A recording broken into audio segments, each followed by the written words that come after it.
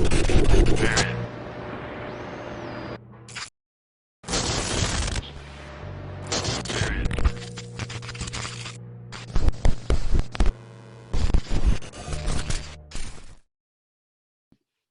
start. But first of all, welcome everyone to one of our first plenary interviews of this panel, which has more than one. This is the first one.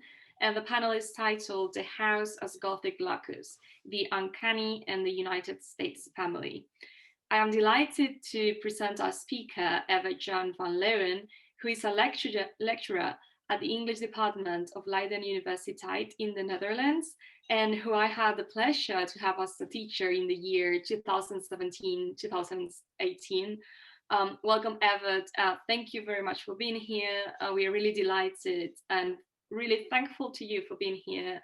As we have told you already many times, this is a small collective and every little thing counts, and we're extremely grateful for you so that you have trusted in our small association.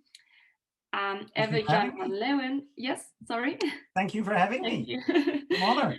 Yeah, thank you. We're thrilled today. Very exciting event. Evert J van Leeuwen is an expert on fantastic fictions and countercultures dating from the 18th century until the present. In fact, he is interested in the international dimension of these genres, as he explores how they manifest in the British Isles, the Low Countries, and North America. He is also interested in the intertextual relationships among different subgenres like the Gothic, horror fiction, and science fiction. He has recently co-edited the Routledge volume Haunted Europe, Continental Connections in English Language, Gothic Writing, Film and New Media, with Professor Michael Newton, and has written a long list of articles and chapters, among them several about the canonical American Gothic authors Nathaniel Hawthorne and Edgar Allan Poe. In relation to this last one, Dr. van Leeuwen is also the author of House of Usher, a book in the Devil's Advocate series of Ateo Press, published in 2019, which analyzes Edgar Allan Poe's short story, Richard Matheson's script of the film, and Coleman's cinematic adaptation of Poe's famous story titled The Fall of the House of Usher in the context of the 1960s counterculture. So as you might see, it's really relevant to our interests and to the topic of this panel that we have put together. I'm going to start the interview quoting the opening of an article which Evert J van Leeuwen published in the journal Studies in Gothic Fiction, which was titled From Hell House to Homecoming, Modern Haunted House Fictions as Allegories of Personality Growth. And he claimed that, and I'm quoting him, since the publication of Horace Walpole's The Castle of Otranto in 1764, almost every writer of Gothic, horror, and supernatural fiction has published a haunted house story. End of quote.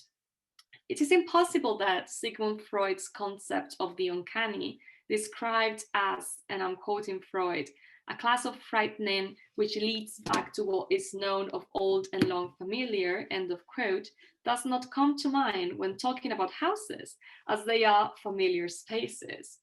Or, for example, Rosemary Jackson's idea that with the emergence of Gothic fiction in the 18th century, we moved from the purely marvelous to the uncanny, which she defines as, and I'm quoting her, fears generated by the self, end of quote. However, I do find some differences between the houses that appeared in 18th century European Gothic fictions, which in Walpole's case, it was a castle, and the houses that appear in the American settings. That's the topic of our conference. This is the settings we're interested in, and these places have no medieval past. Castles are ancient, sometimes in ruins, and pointing to the medieval past, which makes us think of another definition of the Gothic as the rejection of enlightened rationalism, as per David Panter's famous study. Because of this, these houses show a return to the medieval past, pointing at the romances, which were the inspiration of the first appearances of the Gothic in the 18th century. So after this review of Gothic houses, Professor van Leeuwen, how do you approach the psychological definition in the context of the haunted house formula translated into the American setting in which we are interested? And how do you approach this psychological definition as well in the context of the transnational dimensions of the Gothic genre? Right. Long question. That's a big question. I think I agree with you how you present the history of the haunted house, the haunted castle in Gothic fiction. David Punter, of course, who you just mentioned, who's probably the most influential, right, pioneering scholar of the Gothic. He also explores the uncanny and talks about the uncanny as having to do with the ancient, with the secret.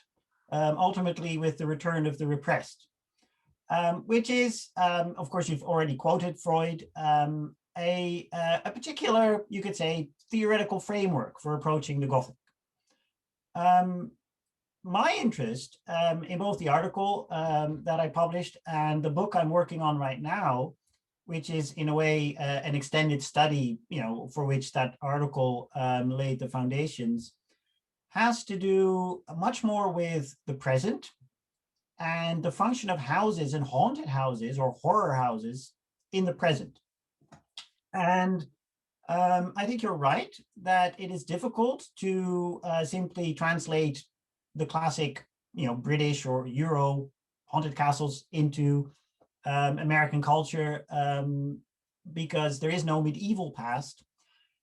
And I also, to some extent, take a different route to other scholars like Dale Bailey, where I see the house not so much as a place where all sorts of things are hidden, where the house becomes kind of, you could say, a space where repressed, desires, instincts, those aspects are hidden away to then jump out at, the protagonists in the story.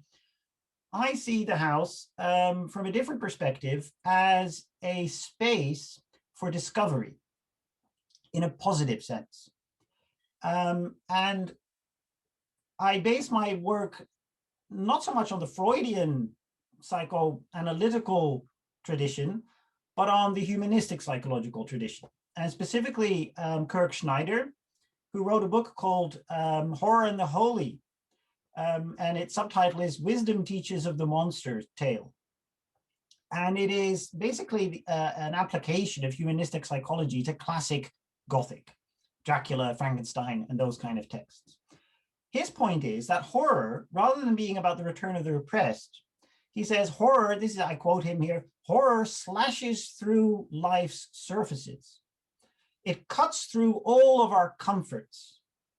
And that's the key aspect that I focus on, this idea that actually what horror does has not always to do with the repressed aspects of the individual psyche, but with more social, political, and economic facades through which we live our lives.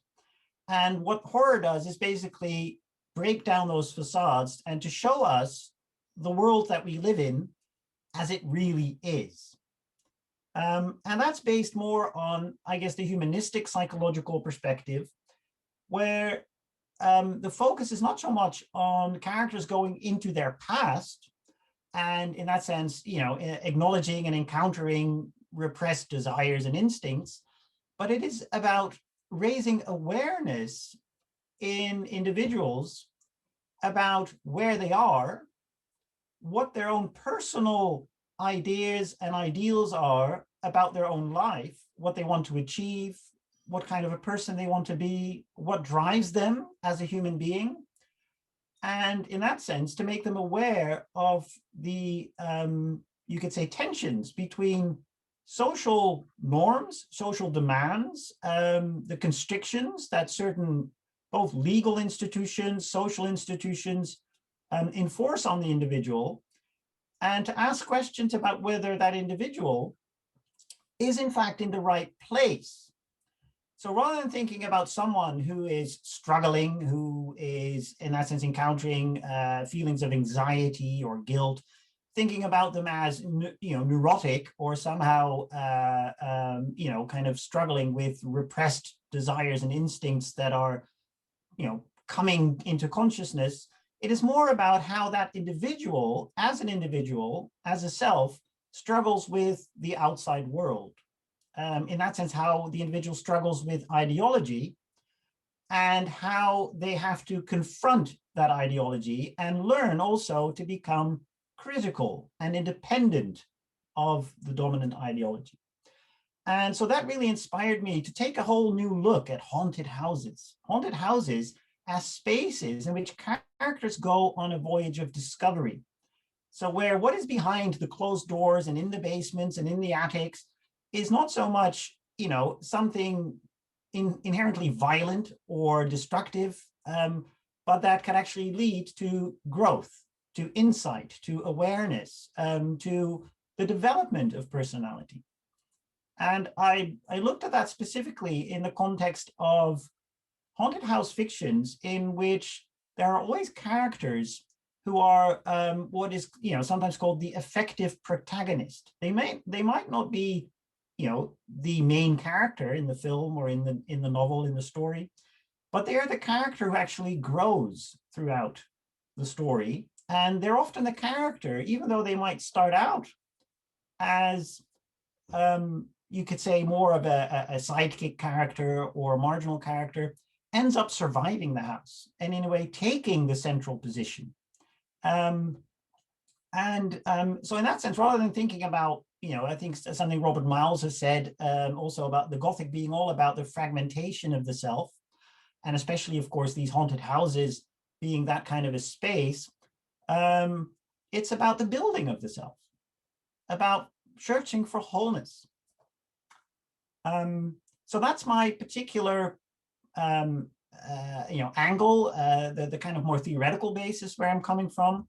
The kind of texts that I've been analyzing are texts like Rose Red by Stephen King. He wrote the screenplay for the TV series. Also, a book that Stephen King introduced, but which I disagree with him there, The House Next Door, a 1970s American, popular American novel, became a bestseller in the time, which is about a house that has no past. It's brand new. And Stephen King, in his introduction to the novel, says, "Oh yes, this is a classic traditional Gothic text, kind of that." And he talks about the bad place and its history and its past, which is really weird because the whole point of that house in the novel is that it's brand new. And it's built in a rich, affluent suburb of Atlanta. The characters who live there, they one of the things they say in that novel, they say, "We like our lives and our possessions to run smoothly." That's one of the phrases. And I think that novel does exactly what Kirk Schneider says classic Gothic does, which is to slash through the surfaces of life. The characters in that novel are confronted with the ultimate spiritual emptiness of their lives that are lived obsessed with material possessions, social status, making sure that their little suburban enclave is an in crowd of people who go to the same club, play tennis with each other, have drinks at the club, lunch at the club, visit each other, and to create an in crowd based on economic prosperity and social status, and in that sense also political power, who basically create a walled community. And what happens is that house basically is built on those foundations in The House Next Door. The plot on which it's built early on in the novel is said to be too small, the wrong shape, and really just not, meant to be built on. But of course, the architect sees that as a challenge. The architect wants to make its name. He wants to be known as this great architect who's going to build houses where no one else can build houses. So it's this kind of idea of a hubris where the architect uses that challenge to say, people think you can't build a house there. I'm going to make my name. This is a chance for me to become famous, rich, powerful, influential. And so he builds the house where it shouldn't be built. And that's really where, that's the beginning of where everything goes wrong.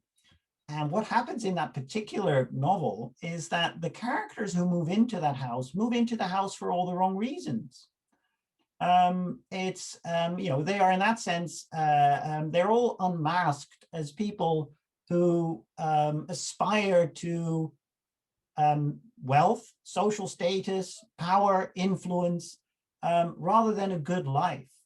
They, in that sense, are entirely focused and obsessed with, you could say, this is, of course, the late 70s, with mainstream materialist consumer culture in the United States. And they see their value, the value of their lives, as being the most successful consumers in that sense of that culture, and being the most successful participants in that culture. And in that sense, I guess you could, what Herbert Marcuse describes in his book, One-Dimensional Man. It's a book about a one-dimensional suburban community in which these people simply strive to be as one-dimensional as they can, because that is actually, for them, the epitome of life. And that gives the novel, of course, a very kind of clear satirical bent. It's meant to suggest that, if those are your goals, then the houses that you live in are really prisons, and the houses as the ultimate symbol of material prosperity will be destructive. If you aspire to, in that sense, be that, then that's what happens to these characters. They are literally gobbled up. They are consumed by the very culture that they want to consume. So it doubles back on them. So that's one example. That's fascinating. I'm going to get a bit out of the script right now to ask you if you know this text by George Saunders. It's a short story which was published in the New Yorker. I think it was a Simplica Girls' Diaries. No. You don't? Is it recent? If it's recent, I haven't heard about it, because I'm very much a cultural historian. No, maybe 2 years or 3 years. It has to be more, but 21st century for sure. Yeah, no, that's that in a way. Yeah, I'm as a kind of Gothic scholar, most Gothic scholars, I started out in the Romantic era, and I'm working my way towards the present, but I'm now somewhere in the 1970s and 80s.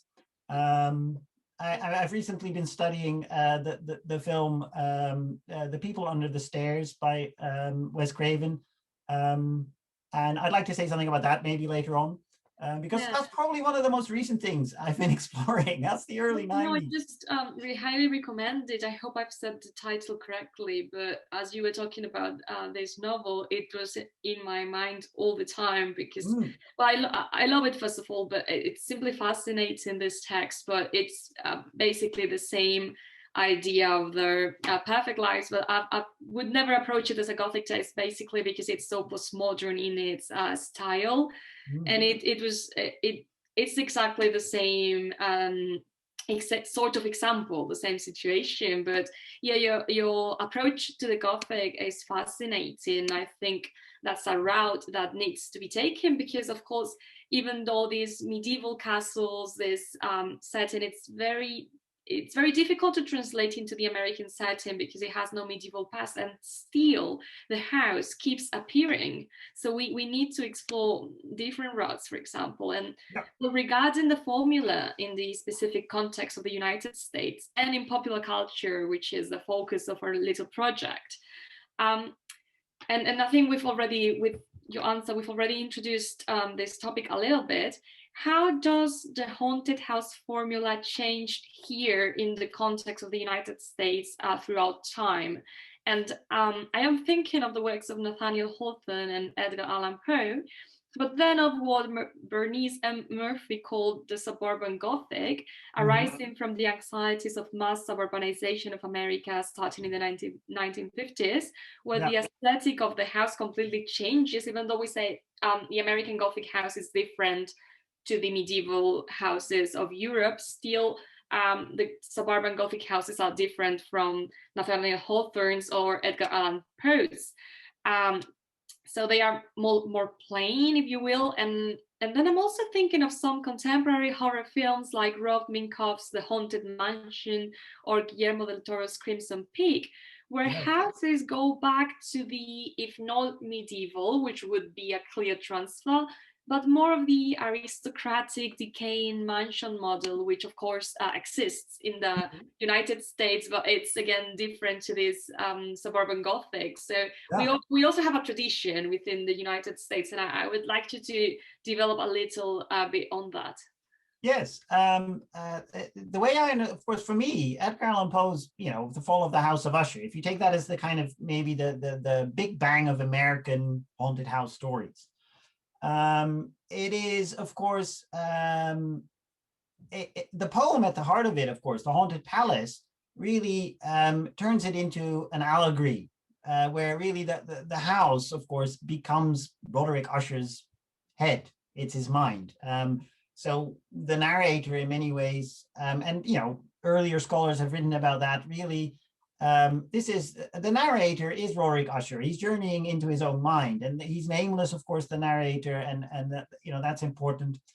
And one of the key things, I think, what is important to Poe's story, and why maybe it's become a story that's so often reinterpreted, reimagined, retold in all sorts of different settings, is that it became a kind of template where the architecture of the house becomes a way of describing a spiritual journey. And I think that's really important for the American haunted house kind of genre, that because the house, you could say, especially in modern American culture, but in the 19th century, I think already as well, to own a house, right? To have a house meant to be successful. It meant to have not just a place to live. It's not just about comfort and the basic amenities of life, but to own a house and to have a house means to literally have a place in society, right? To be visible, to be meaningful. And the House of Usher, clearly, one of the things Roderick says, of course, in the story, he says, he has this premonition, and he says something like, I must die in this deplorable folly. And of course, the word folly has so many meanings, one of which is a miniaturized house in a garden, a fake ruin that is there purely for aesthetic reasons, that has absolutely no purpose apart from just being picturesque. And I think there's a nice irony there. I'm sure Poe was too much of a stylist not to realize that there's a joke in, a pun in Roderick's phrase there. That what he realizes is that he and his family are basically of the past. That it's, you could say, it's a pastiche of the Gothic, where Poe is saying, look, this, Roderick Usher is living in his own mind. He has completely enclosed himself up. He is no longer living in the real world. In that sense, there is no real world in that story. There is no world outside of the house entirely. And so he's basically disappeared from being, right? He's disappeared from, lived experience. In that sense, it's a very solipsistic story. And I think Hawthorne responded to that with House of the Seven Gables, where he clearly, on the one hand, follows that tradition, where, of course, the house, like the House of Usher, does have a past. It does. There is a legend. There is, rumors of mysterious supernatural happenings going on. But what I like about House of the Seven Gables is that it's actually set in the present. It is not about the past. The house, of course, has been there for generations, but it is all about the Pynchon family, and specifically Clifford Pynchon, to come to terms with the present. And for me, often, of course, where critics have, you could say, dismissed House of the Seven Gables as a Gothic story is because of its happy ending.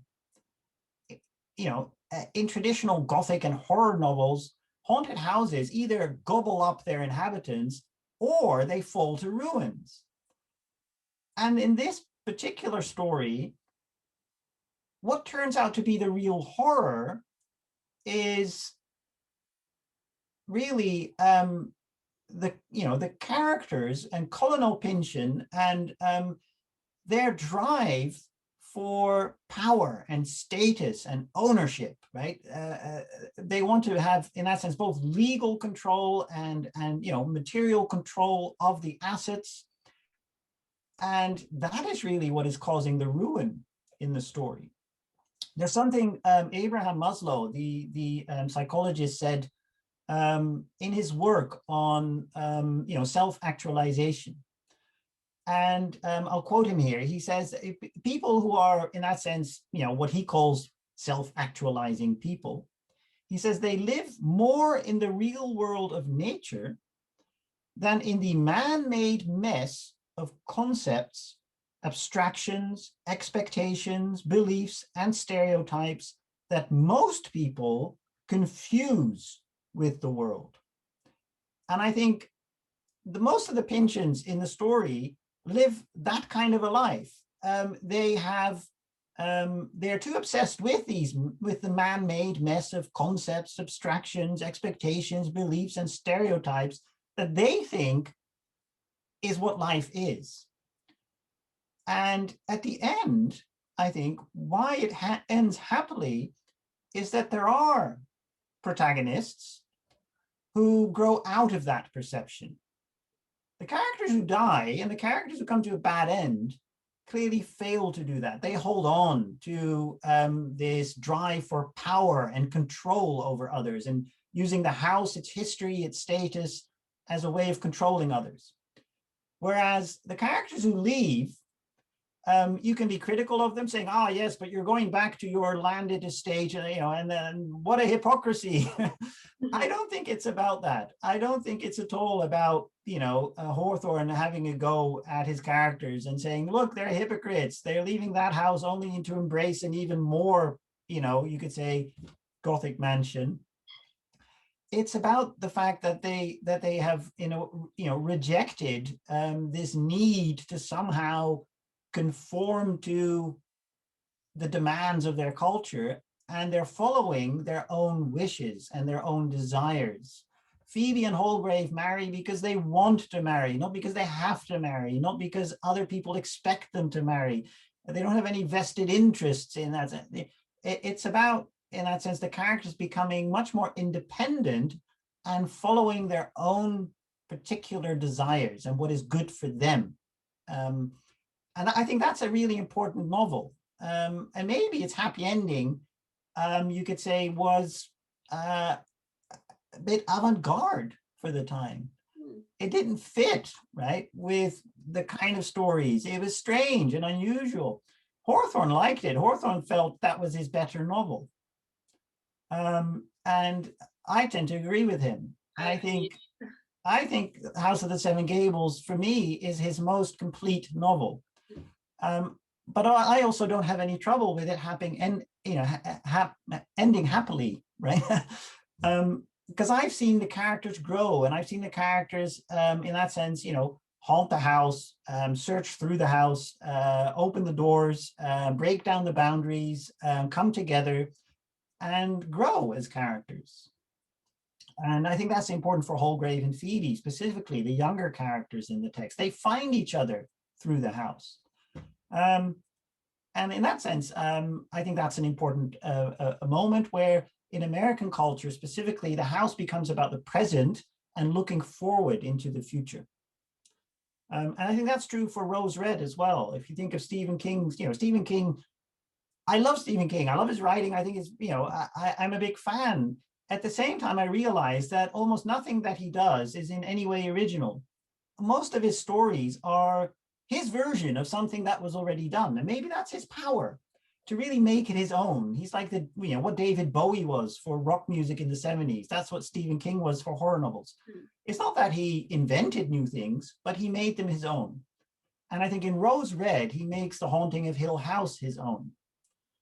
And for me also, Rose Red is all about characters learning and becoming aware of what their goals in life are, what they really want to do. And the house becomes simply a playground for them to go on that journey of discovery. The ones who fail are the ones who remain egotistical, who remain interested purely in status, power, kind of the paranormal, the professor, the kind of parapsychological professor. Just she's quite mad from the beginning. But she goes drunk on power, the idea that she's going to, kind of finally prove to the rest of the world that her theories are true and that other people's theories are not true. And she really just wants to outdo everyone in her department. That's her goal in life. And so she suffers and eventually, of course, fails to achieve her goal. Whereas Emery Waterman, who starts off, of course, very much down in the doldrums, he's in a slough of despond. He's a retro cognitive psychic. So in that sense, he's got his face very much aimed at the past. He, in the process of the entire series, learns to turn his face towards the future. And there's a really important moment at the end, at the climax of Rose Red, where his dead mother comes out of the mirror and tries to grab him and pull him into, I guess, the world of the dead.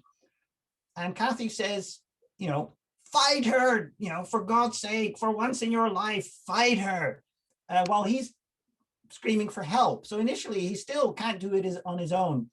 And then eventually he manages, to expel her back into the mirror. And that's a really important moment for Emery, that he finally realized, I have to take control of my own life. I cannot constantly be looking towards the past. I have to, in that sense, acknowledge my own wishes, my own desires, I have to create my own path in life. And I think that's a really important moment. That's, of course, where Stephen King turns around The Haunting of Hill House, whereas in Shirley Jackson's novel, of course, poor Eleanor eventually drives, into a tree. That's the negative exemplar entirely. I mean, she is so ostracized and so stunted by everyone else around her and the forces around her who stop her from being herself, who stop her from trying to achieve her own goals. She has that wonderful moment in the novel where she says, I also want my cup of stars, which I think is a wonderful moment where she realizes what she wants. But everyone in the novel does not allow her to achieve that. They all want to control her. They all want to project an identity onto her. And that eventually leads her to commit suicide. At least that's my, that's how I read the novel. She's driven to despair. But then Stephen King creates Emery, who manages to escape, who manages to defeat the house, and in that sense, start life anew with a much better awareness of who he is, where he is, what he wants to achieve in life. And so in that sense, I think that's an important aspect of American haunted house movies that you really don't see much in the classic Gothic at all. The idea that they are, playgrounds is maybe not the right word, labyrinths that the characters navigate, but then come out of rather than get stuck in, right? I think that's important. Yeah, totally agree. Yeah, it made me think of this sort of templates and these relationships with the self and these metaphors about the body. It reminded me that you mentioned in your article that the formula of Edgar Allan Poe's short story implies that the house equals the body. That's actually how you started your answer. And talking about bodies, I think maybe we have a sort of a small debate going on within our organization. For us, it is impossible that the film The Invasion of the Body Snatchers, which I was introduced when I was in Leiden, does not come to mind. Yet many would say that this is not a Gothic film, and I'm thinking again of Rosemary Jackson and her attempt to establish clear bounded categories, for which she invokes, as I said, the notion of the uncanny. Well, as you're interested and you have written about all sorts of fantastic fictions, I am wondering what you have to say about these boundaries, or lack of which, of the Gothic genre with regards to other categories such as supernatural horror or science fiction projects that deal with body horror or house settings, because we do have an internal debate going on, like is this film Gothic or not, or what is Gothic? You were talking about the present, the past, the body, the metaphors, and there's not one single template. So we're really interested about this last question. Yes, I think you're right that it's unavoidable to have these genre debates, because of course how we categorize a book or a film, right, a narrative, how we do that as the reader or the audience says a lot about how we understand the text. So it says maybe more about the viewer and the reader than the text itself. And there is, of course, over so many decades, broad agreement that Anne Radcliffe's a Gothic author, right? No one disputes that. And, you know, a lot of our definitions, I guess, and our understandings of what Gothic conventions are developed from the late 18th and early 19th century Gothic texts. But then what do we do with Frankenstein, right? Is that a Gothic text? Is it a science fiction text? Is it a speculative fiction text? I mean, that really depends, of course, on what the reader would focus on. If you're obsessed with, you know, the speculative science that the text is based on, then it becomes a sci-fi text. If you're fascinated about the trope of doubling in Frankenstein, and you see Frankenstein and his creature as, you could say, you know, either alter egos or each other's doubles, then you can bring in Edgar Allan Poe, who is, you know, really obsessed with doubling. You can bring in the Picture of Dorian Gray, Jekyll and Hyde, and all of a sudden it becomes a Gothic text, and it's about doubling. And so it often, you know, whether it, that would be my position, is whether a text belongs to the Gothic or belongs to science fiction or belongs to speculative fiction and or fantasy, has a lot to do with how the particular reader would understand those genres, but also what the interests of the reader is in those genres. If you take The Body Snatchers, which of course is published, I guess one of the most recent editions would be in the Science Fiction Masterworks series. So if you just go on the label of the public, you know, it's like, well, it's published by science fiction, so it must be a sci-fi text. But of course, that's not true. It really depends on how you approach it and how you read it, because in many ways, of course, that text, you could say, is a classic paranoid Gothic text. It's all about, if you take, you know, Robert Miles's definition of the Gothic being all about the fragmentation of the self, then if anything, that's the text that is, you know, probably one of the most uncanny texts that you could ever think of, right? Where identity becomes such an ungraspable notion that people can't be, well, they not only do they become, you know, do others become uncanny, because you can no longer tell the difference between whether that's the real neighbor, right, or the invaded neighbor. But you yourself start questioning whether, you know, are you maybe also invaded, right? Have you been taken over? It's the ultimate paranoid Gothic text about, you know, the boundaries between self and other disappearing, and people in that sense becoming, well, almost clones, right, of each other. And you can read it in the context, of course, if you can place it in a historical context of the 1950s, and then and relate it to the Cold War and the Red Scare, and then maybe it becomes more of a science fiction invasion text. But if you really focus on its tropes of, I guess, erasing identity, fragmenting identity, dissolving the boundaries between self and other, then of course, that's a classic Gothic trope. And in that sense, it's, I think most texts in the fantastic genres are hybrid in that way. And it's a matter of degree, right? How much of one particular genre element does it incorporate, and how much of another genre element does it incorporate? And I guess it's most often taught as a science fiction text. And maybe that's part of the problem, that it's a text people think of as science fiction and then you teach it. But I remember J.G. Ballard being taught on Gothic courses. And of course, J.G. Ballard is someone, the master of inner space fiction, right? And you could say that the Gothic and inner space fiction are very closely aligned. The House of Usher is, if anything, an inner space fiction. So it's very difficult to kind of come to, you could say, well, it's impossible to come to some kind of a definitive answer about whether the text is X or Y, right? Sci-fi or Gothic, horror or, fantasy. But it is a really important debate to have, because it teaches us a lot about how we not only categorize these texts, but how we categorize them says a lot about what our interests in these texts are. And I think if you incorporate the Body Snatchers into a Gothic course, it would work perfect with Stephen King's Dreamcatcher.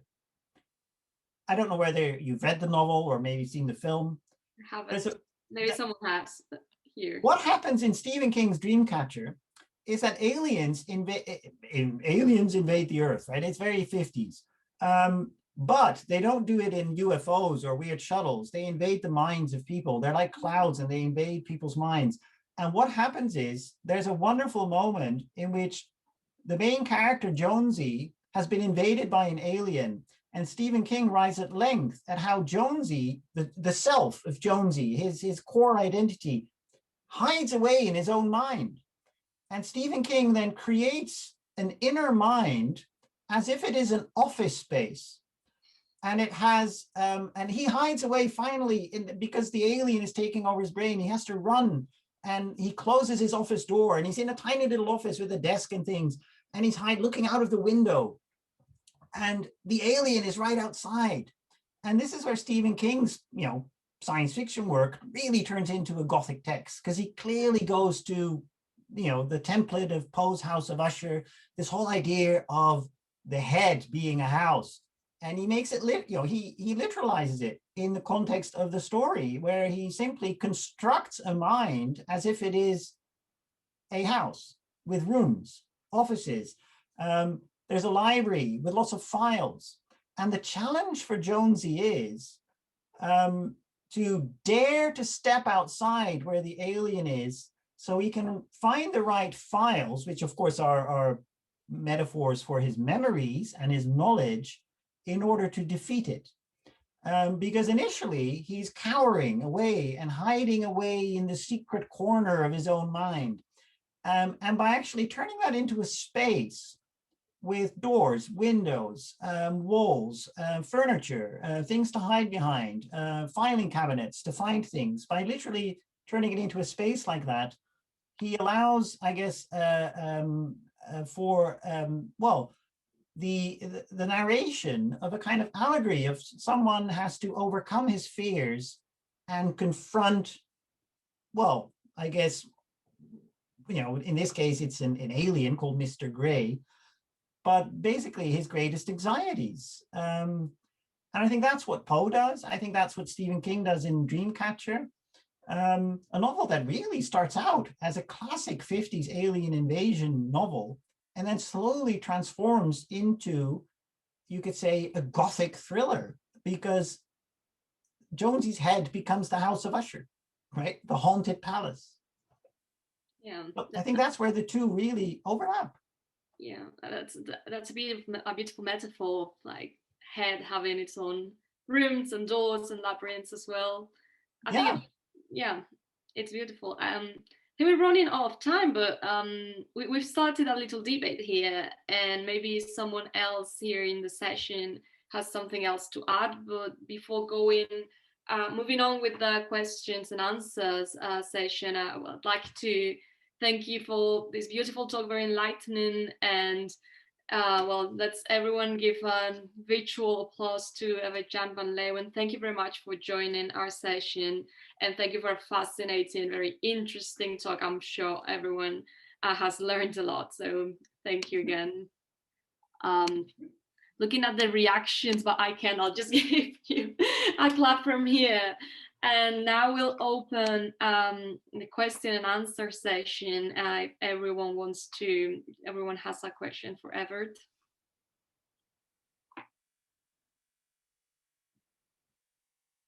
Of course, I can't see anyone. No, I'm checking.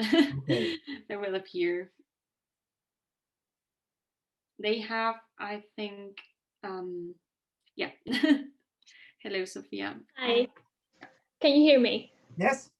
Cool. So first of all, thank you both so much for, well, both interviewer and interviewee for a wonderful chat. That was really fascinating. I really loved your vision of the Gothic as sort of a way of raising critical awareness about our positions in the world. And I think that can really allow us to see the Gothic as something contemporary and relevant for us, and not as something having to do with castles and monsters and stuff. Yeah.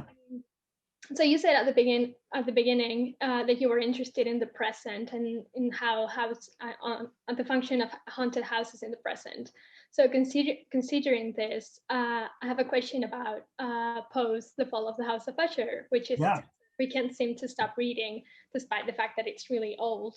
You already explained that this text is a sort of archetype or a template, as you said, for many American obsessions like owning a house, and that explains a bit of its relevance. But I was wondering, it's had so many adaptations, like the silent movies of the 30s, the Roger Corman adaptation, which you wrote a book about, or even a 2020 film entitled The Bloodhound, I think. Yeah, The Bloodhound, which is supposed to be inspired by Poe's text. I haven't seen it, but it's like a revision of The Fall of the House of Usher. So there's lots of graphic novels. Yeah. I mean, there are musicals and theater adaptations. I mean, you can think of hundreds of different examples. So my question is, what is there in this text that makes it so compelling, not only for contemporary audiences, but for audiences all throughout the years? And I think your I haven't read it, but I think your analysis of Roger Corman's movie is about how Roderick Usher is a symbol for the counterculture of the 60s. So that's an example of the translatability of post-text into the present and a myriad different contexts. So what is it in the text that makes it so compelling, so relevant, so thought-provoking for us, and for us to think about our present and our past and the relationship between them, which is often expressed in Gothic terms? Yeah, there's a good point you raised, that idea.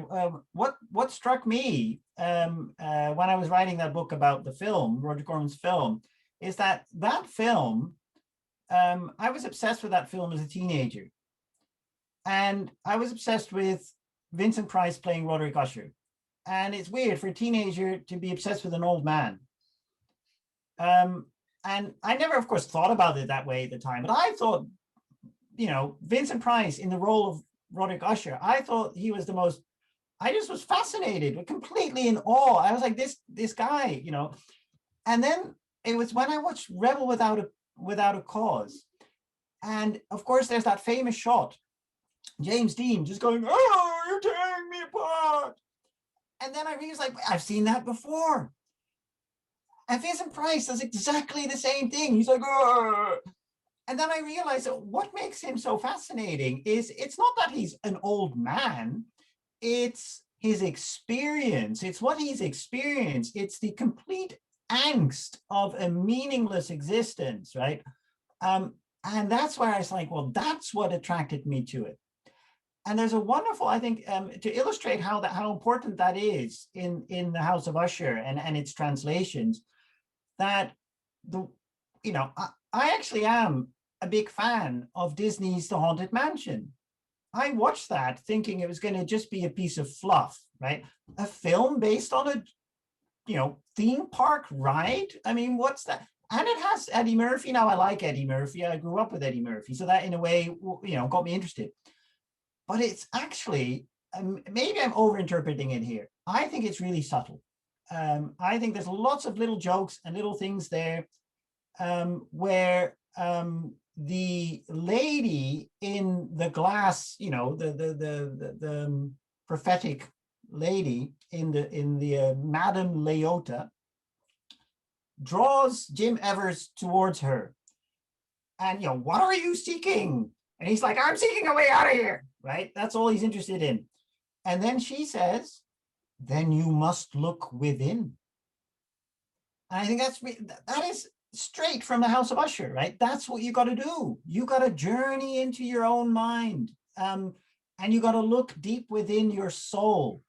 And there's something David Elkins, who is a humanistic psychologist, has said, that outside of, kind of organized religion, the concept of soul is extremely meaningful still, right? Even people who don't believe in God and, the afterlife, anything like that, they still talk about soul. And he says, when they talk about soul, this is about really diving into the, depths of your being. And, one of the things he focuses on, he says, when we talk about soulful experiences or soul music, this is not about the easy, the vibrant, easy, happy-go-lucky, the things that come without any effort. It's about the things we struggle for. It's about the things we work hard at, the things we doubt. And it's about overcoming that struggle, overcoming that doubt. Really, in that sense, when we say, you got to dig deep. And that's what that film is all about. Because, of course, Evers and Evers, the film, Haunted Mansion, begins with Jim Evers saying, it's love, isn't it? And that is at that moment, it's just purely advertising. He's trying to sell a house. And he's using love and kind of these really important words and phrases in a human's life as advertising slogans. Initially, he talks in advertising slogans. When they get to the house, right, he sees the graveyard. And what I wrote it down because it's really funny. He says, it's a historical sprawling manor with spacious grounds. And his wife says, oh, that's a good one. We got to put that in the advertisement.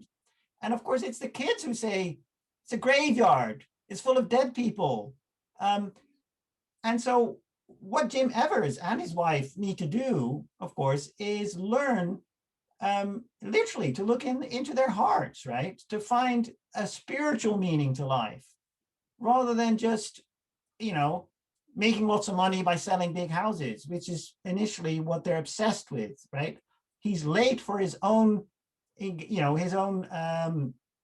think it's his anniversary. He's late for his anniversary because he's too busy selling a house. And even when he talks to his wife initially in the film, he is pretending to sell a house. And so even that film, it's a Disney comedy based on a theme park ride. Even that film reproduces the kind of tropes you find in so many haunted house films in America and novels, which has to do with, in many ways, rejecting materialism and kind of mainstream late 20th century kind of ideology, and trying to find a spiritual path, right? And spiritual fulfillment. It's about well-being rather than welfare. So I think that's what makes it such an important, because Poe's story is about that angst, right? The angst of meaninglessness, the void, right? I think that's what Roderick Usher fears, that his life has been completely meaningless. Maybe, I guess that's my answer. That's why it's so important, because you see it in Disney films. Thank you so much. I agree. That's what makes it universal in a way.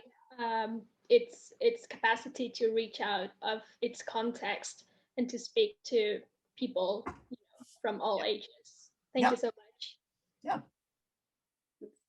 Fascinating discussion. I think we have another question by Laura. Where is she? There she is. Hello. Hi. Well, first of all, thank you for your very interesting talk. I was wondering if you had any comment regarding the aesthetics of the house, because you were speaking now of the different adaptations of the House of Usher, and that got me thinking about if you compare the different houses, they look very different, and the way they look.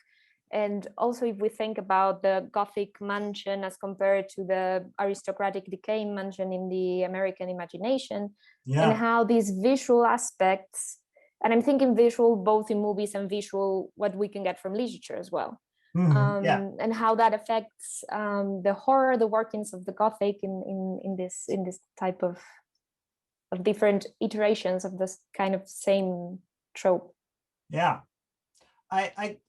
when I think of American haunted houses specifically, and then if I limit myself to the 20th century American haunted houses, that of course they're not castles, they're nothing like the classic Gothic, but most of the time they're also not your brand spanking new condominiums or something.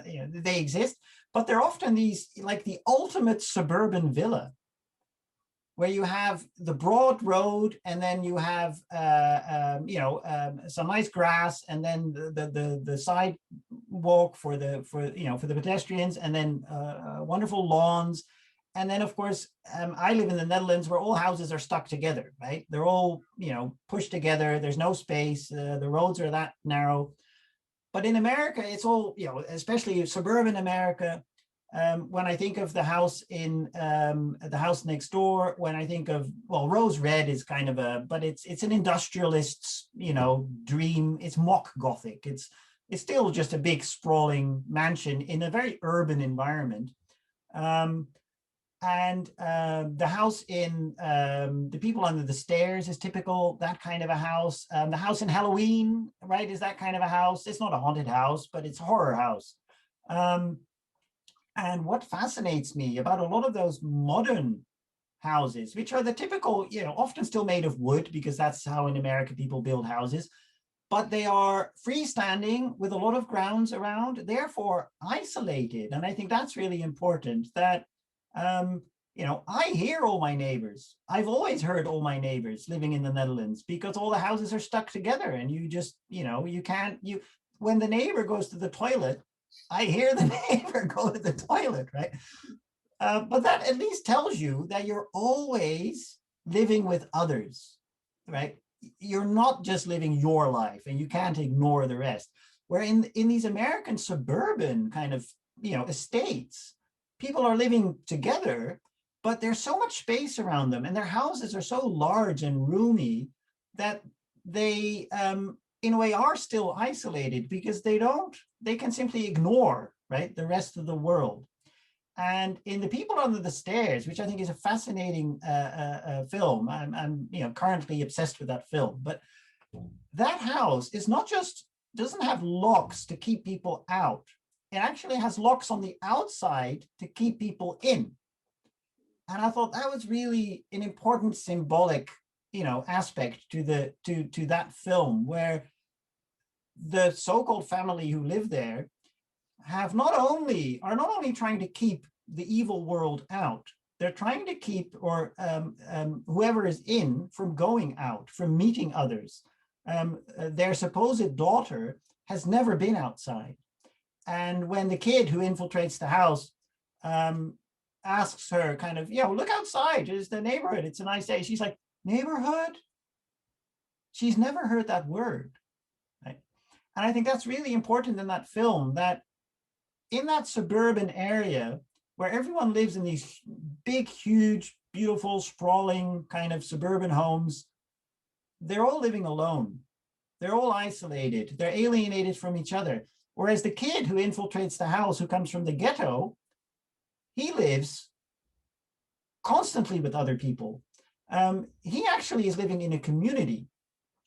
And in that film, one of the wonderful things about that film is that his community eventually ends up at the house to literally strip away all the, well, you could say, all the things that these two people who live there have built up in defense against the real world. They're literally showing these people, we exist, here we are, you can't ignore us. The mantra of the two people who live in that house is hear no evil, speak no evil, see no evil. Basically, ignore the world, right? If you ignore the world, if you say it's not there, if you lock yourself in, then life seems grand. But of course, they are in that film, they are real estate brokers and they own half the ghetto. And of course, they're exploiting the people there for their own welfare. That's part of the, the theme of that particular film. But they can only do that if they ignore the reality of those people's lives, right? They can only keep exploiting them if they are blind to, the misery of their lives. And so the small kid who manages to infiltrate and manages to unmask it, and in the end, his entire community comes to his aid as well.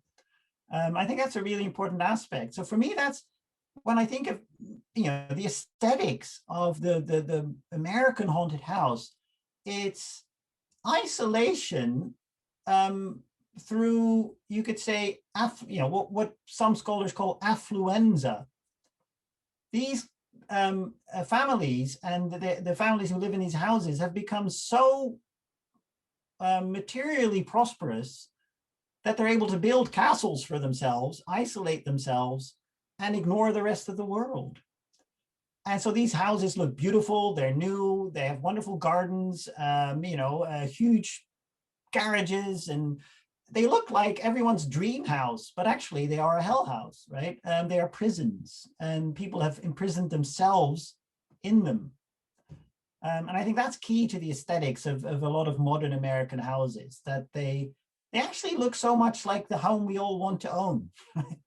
They're not ruined castles, and some of them don't even look creepy, right? They actually look really inviting, and you think, wow, if only I could live there.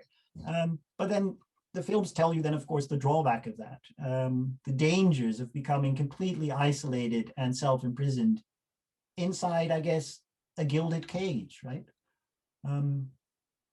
So that's my take, I think, on their aesthetics. Yeah, thank you very much. Yep.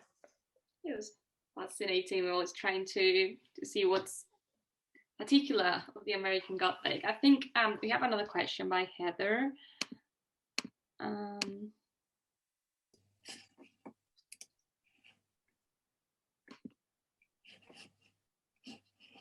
Hello. Hi. Hello, Heather. We can't see you, but I think that's... Oh, we can hear you. You know that, yeah. There we go. Okay. There you are. Hey, well, first of all, thank you for your talk. I found it really interesting. And sort of similar to the previous question, I want to revisit what you were saying about the house as the site of trauma and house as body. I was thinking, when we were talking through it, I was thinking of things like, particularly how the house has developed through Gothic and then into the horror genres, and sort of, you were saying that the houses are a place for discovery rather than for things that are already hidden. Yeah. It got me thinking about that sort of reversal of the frontier narrative that happens within the American house, and why was it, do you think, that trauma has to sort of come into the house? Why is it never out there already? So I was thinking of things like the film Poltergeist, and particularly how it the house demolishes itself at the end. Yeah. And then how that sort of relates to the breaking down of boundaries of families, like Pet Sematary, where originally the trauma is out there, and then it just sort of collapses in on the house and the family, particularly with the kid that's running around with a knife. But yes, why do you think that is, that there's that such a focus on the trauma invading the house and the family? I think in an American context, I mean, what you mentioned about the frontier, right, context, I think that's an important historical context, it goes back to Charles Brockton Brown, right, and Edgar Huntley, and where he suddenly wakes up and he's in the middle of the wilderness, right, and then he ends up under a pile of corpses, doesn't he? I mean, it's that's a really horrific text, and I think the idea of the trauma coming from outside, especially in Poltergeist, of course. When I watched that as a teenager, all I could think of, I can't remember if it's the first or the second film, but the kid with the braces, and the braces go, that, because I had braces, and all I thought about was, oh my God, are my braces going to grow? It's like, and then when I watched it later on, I suddenly realized that the film, although of all its sensational aspects, right, there's the girl locked up in the television and things like that. What it is really about is, of course, that estate has been built on an Indian burial ground, which is a classic Gothic trope, right? If you think of Pet Sematary as well, right, that joins those two well together. And I would think of another film like The Fog by John Carpenter, which is about the town, of course, being built with stolen money. And that, I think, ideologically, this is, of course, the underbelly of Manifest Destiny, where if you think of American civilization historically, it's a bit of a, well, not a bit, it's maybe a large simplification. But anyway, if you think of it as beginning on the East Coast and then slowly sprawling west, I guess that's, that's quite accurate. I mean, there was the drive out west, right? They went out west. So clearly that's part of it. That you can think of it as progress in the sense that the wilderness was, paved and tarmacked, and cities and houses were built, but at the same time, of course, it is about a complete rejection of the actual landscape and the actual people and the actual animals, right, that lived there. And so in many ways, it's not just a psychological aspect. It's also, you could almost say that these particular narratives are the revenge, right? They're like those eco horrors where you have, nature's revenge on mankind. They're powerful horror films at the moment. And I think the idea of these external threats attacking the so-called, nuclear family in their wonderfully comfortable home are, it's a revenge of, well, the original authentic landscape and its peoples and its animals, right? Saying, look, we didn't move where you are, you moved where we are, right? We're here, we're living here. You can't, you can displace us violently, but then we will seek revenge. And I think that's a narrative that you find, from Charles Brockton Brown, not so much in Poe. He didn't seem very much concerned with, the West. And but I don't know, James Fenimore Cooper, of course, is important. But there is a tradition, of course, of Gothic Westerns. And it's rather underexplored.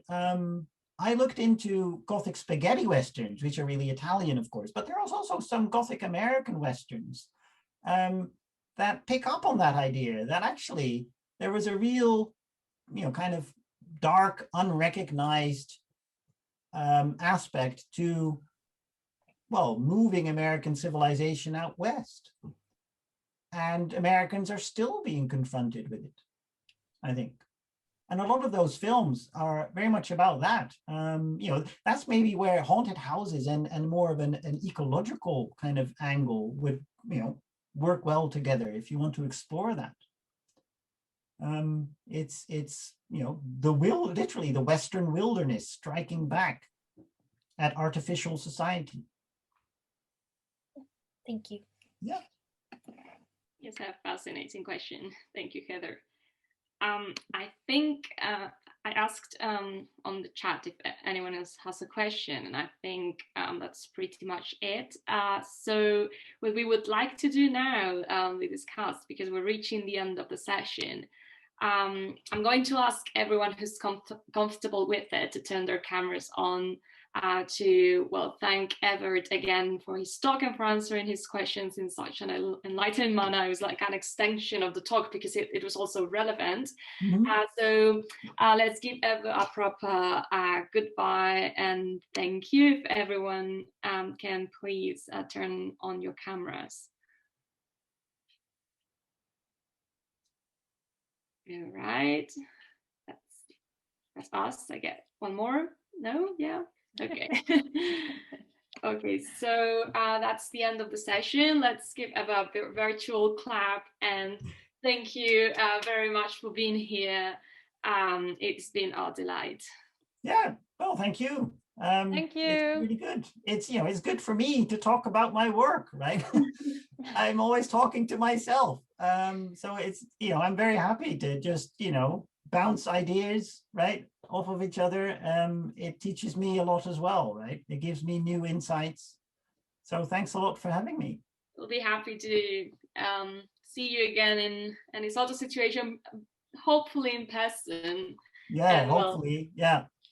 Thank you everyone for joining as well, and I hope you have a beautiful rest of the weekend. So let's wave bye-bye for one last time.